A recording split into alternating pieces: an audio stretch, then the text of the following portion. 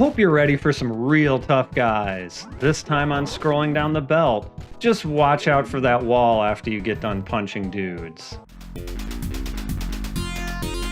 We've only covered one truly revolutionary game in this series so far, and you're probably already tired of me bringing it up.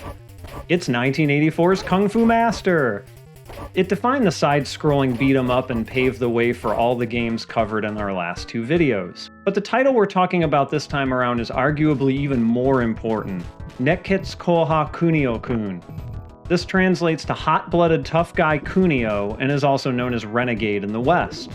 It was developed by Technos Japan in 1986. I like to say that Scrolling Down the Belt explores games in the beat-em-up, brawler, and belt-scrolling action genres in mostly chronological order. But Renegade actually invented the belt-scrolling subgenre altogether. How is this any different from a regular side-scrolling beat-em-up, you ask? Well, not only can you move your character left and right, but you can also move up and down. This may not seem like much, but think about it.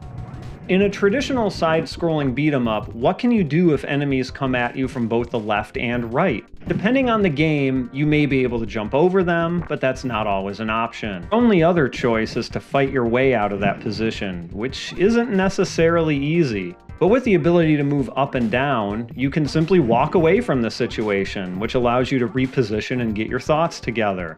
But of course, this means enemies can do the same. In Renegade, you control Kunio, a real tough transfer student to Nekketsu Koko, or hot-blooded high school. Kunio befriended fellow classmate Hiroshi, but Hiroshi can't really run with all the other students, so he mostly just gets bullied and abused.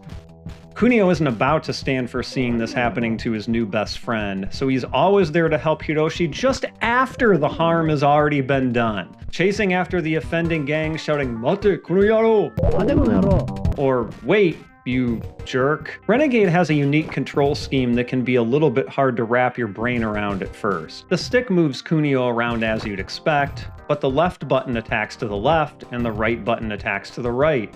You can always punch forward and kick backward relative to the direction that you're facing. Hitting the other button results in a jump, and in combination with one of the other buttons, you can jump kick in that direction. You can also make Kunio dash by double tapping a direction on the stick.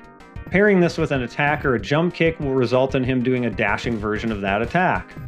The stationary jump kick and dashing punch are the two moves that act as absolute keys to clearing this game. When an enemy is on the ground, pressing down on the stick will allow Kunio to saddle up and, well, punch the crap out of them. This is another important move, but it can easily be interrupted by other enemies that may happen to be nearby. It also won't work on any bosses until you wear down most of their health. An enemy stunned from an attack while standing can also be grabbed and either pummeled some more or hurled to the other side. Even the regular thugs will take a few hits before they're finished off, unlike most of the games we've seen up until now.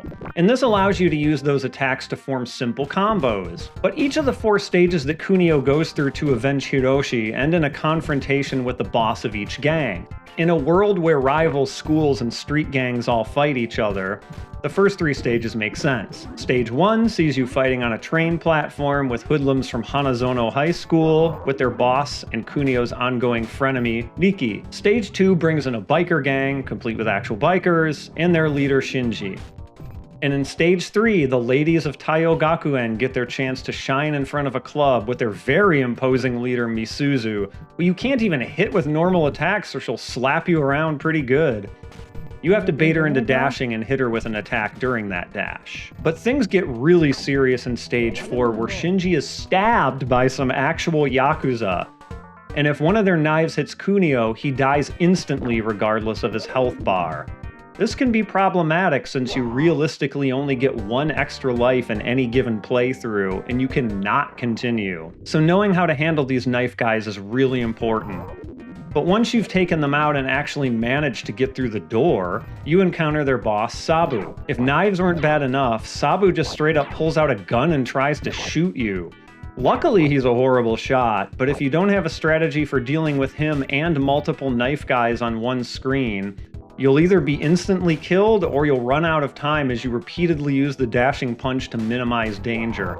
The clock is not your friend in this game and will quickly run out on you with just a few mistakes. Clearing the game gives you a manly handshake between Kunio and Hiroshi, I guess Kunio's beating the crap out of anyone who could possibly abuse him now, and there will be absolutely no side effects from beating up a Yakuza boss and his crew. And it takes you right into a second loop of the game. But another immediately noticeable highlight are the digitized voices. Sure, we had these back in Kung Fu Master, but now they're actually saying things instead of just laughing. You get a "Gambatte ne" when you insert a coin.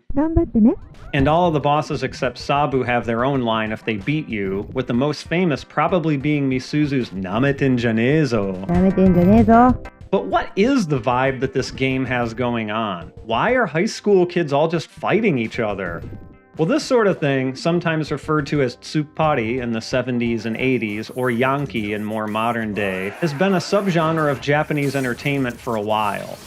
It usually centers around thugs, not always necessarily in high school, fighting one another, one or more of them often with a heart of gold and a strong sense of justice. This has been popular in movies, TV dramas, manga, and anime for decades, and continues to be today. Heck, it's even made its way into music with songs like Tsuppari High School Rock and Roll by Yokoyama Ginbai in 1981, and more recently by rock band Kishidan in the late 90s and various points in the 2000s, 2010s, and 2020s. One of the most recent popular examples is the manga and anime Tokyo Revengers. But this idea dates back way later than that. There was the 1983 manga Bebop High School and the 1990 manga Crows, a personal favorite of mine, both of which received anime, game, and live-action movie adaptations over the years. But what about the ladies? Well, this is an equal opportunity delinquency. The only difference is that they're sometimes referred to as sukeban, at least if you go back to the 70s and 80s. Popular media depicting them includes the 1975 manga Sukeban Deka, a tale of a girl who worked as an undercover detective to escape time in prison,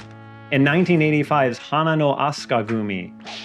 They both also received anime and live-action adaptations. But when Nekketsu Kouha Kunio-kun came to the US a few months later, there was no way it was going to come over with that exact same aesthetic. Of course, gangs are a thing in Western entertainment. They just don't take the same exact form. And that's why Renegade looked like this. All of the regular enemies have undergone various degrees of transformations, and that includes the bosses. Riki becomes Jack, Shinji becomes Joel, Misuzu becomes Kim, and she's ready for the rodeo because she's got her cowboy boots on. Yeehaw! And Sabu becomes Lucas. Yeah, they sure went kind of basic with those names, didn't they? But they did update all of the voice samples to English, even if most of them don't quite have the same heart as they did in the Japanese version. Apart from its visual overhaul, though, Renegade plays exactly the same way as Nekketsu Kouha Kunio-kun. Now, if you're wondering where this aesthetic came from, well, it's straight from the 1979 film The Warriors, directed by Walter Hill, and based on a 1965 novel of the same name. It centers around a New York City street gang that has to travel from the Bronx to Brooklyn after their leader has been framed for murder, encountering all sorts of other colorful gangs along the way. And the cast that brought this game to life was also a colorful one. The director was Yoshihisa Kishimoto, who got his start in the game industry at Data East, working on Laserdisc-based games such as Cobra Command and Road Blaster. This was no doubt because Data East wanted to compete with the smash hit arcade Laserdisc game Dragon's Lair. He pitched an idea to a new game company called Technos Japan on a semi-autobiographical title, and they accepted. Kishimoto left Data East and joined Technos Japan to make Nekketsu Kouha Kunio-kun. And you heard that right. The game is based on Kishimoto's own high school experience.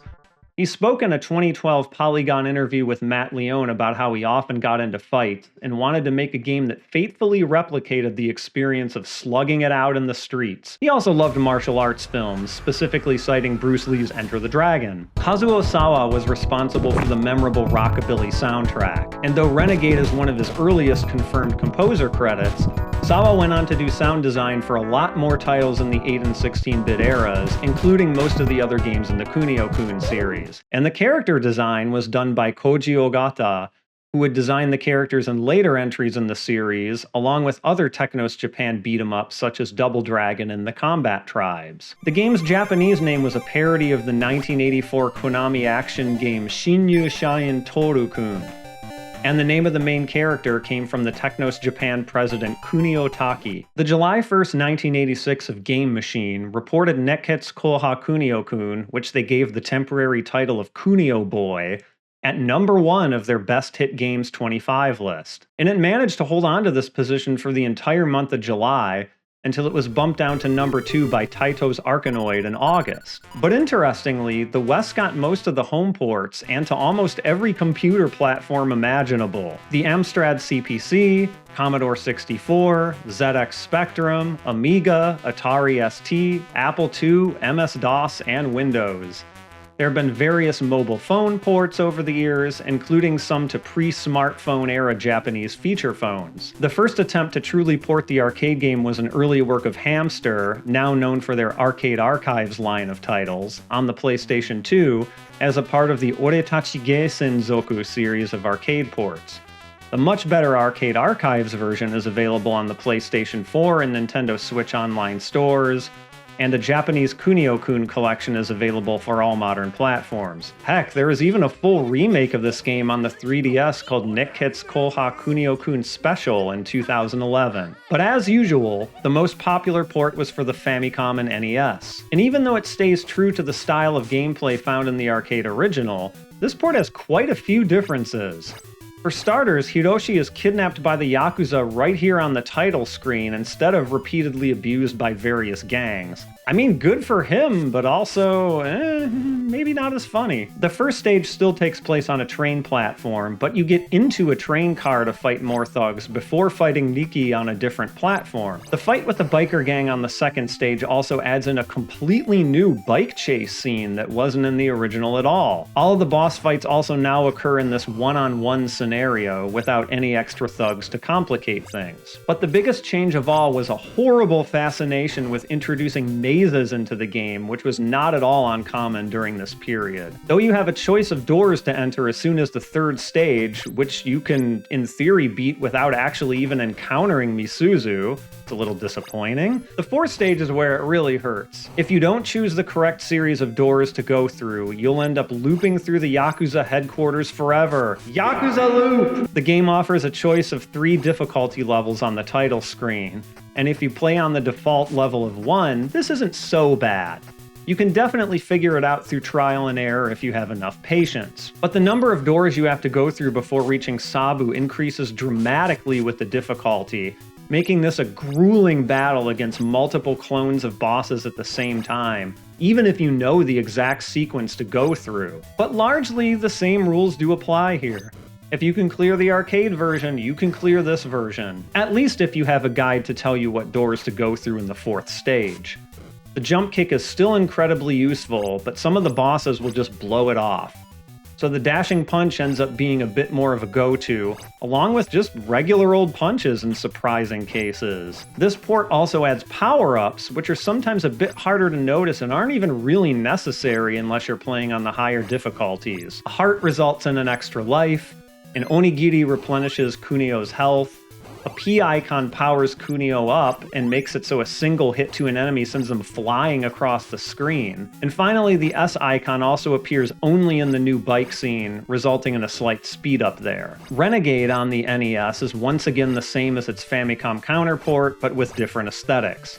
Most of the changes are nothing all that different from the changes that the arcade version of Renegade made against Nekketsu Kouha Kunio-kun, but they did put Misuzu and all of her gang in dresses. On the screen that comes up in between levels, Kunio is also referred to as Mr. K. I feel like that's a nickname he just tries to give himself and none of his friends really go along with. Natsume also developed a Master System port that was published by Sega in 1993.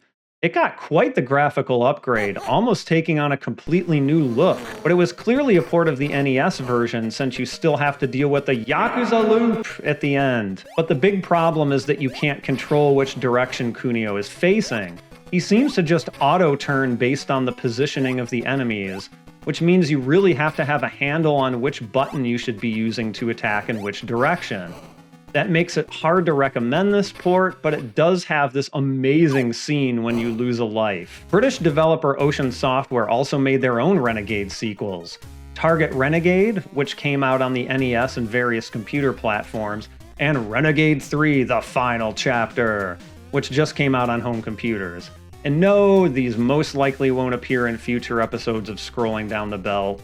Sorry. As far as the Famicom port goes, Famitsu editors thought it was a pretty solid game. It was reviewed in the May 1st, 1987 issue and was given scores of 6, 8, 7, and 7. They pointed out that it had a great look to it and that it was easier than the arcade version, so it's recommended for players that haven't been too satisfied with games in this genre. One reviewer even said that they didn't like Tough Guys very much, but Kunio seemed like a pretty good dude. The readers of Famimaga also gave this one a 20.30 out of 30. But many of you have probably been saying, wait, this isn't the Kunio that I know. What about how the characters look in River City Ransom or Super Dodgeball?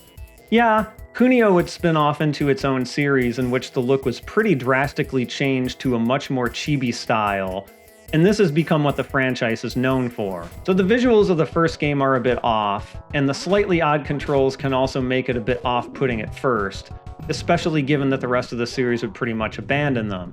However, they would appear again in some later Technos Japan games that are coming up and Scrolling Down the Belt before too long. I wonder what those could be. But despite all of this, Renegade or Nekketsu Kouha Kunio-kun is a great game.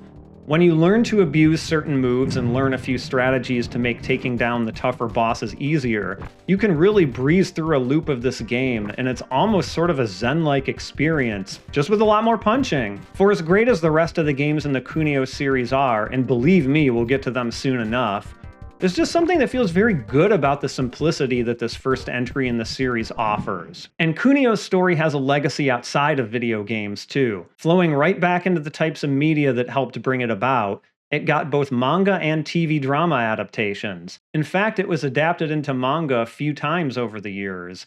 But the first and most long-running case was Ore wa otoko da, Kunio-kun, or I'm a man, Kunio-kun, that ran in Koro Koro Comics from 1991 to 1996. And the TV drama adaptation streamed on NOT TV in 2013 under the name Nekketsu Kouha Kunio-kun. Next time on Scrolling Down the Belt, you are shocked!